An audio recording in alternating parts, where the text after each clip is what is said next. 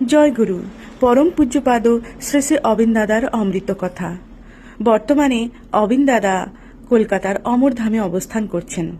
আমরা সকলে জানি পঞ্চম পুরুষ শ্রী শ্রী অবিন দাদা আমাদের আগামী আচার্য। তবে তার মুখ থেকে আজ আমরা শুনে নেব বর্তমানে যিনি আচার্য তার দৈনিক জীবনযাত্রা কেমন।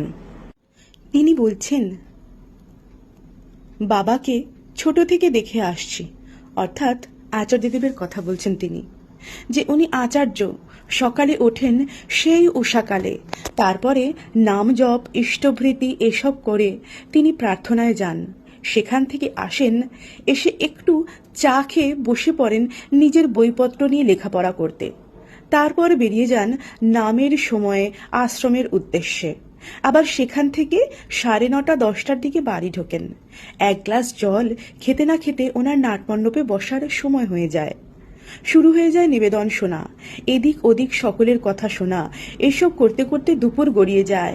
তারপর তিনি উপরে এসে হালকা কিছু খাওয়া দাওয়া করে এত গোটা দিনের পরে মায়ের সাথে হয়তো তার একবার কথা হয়।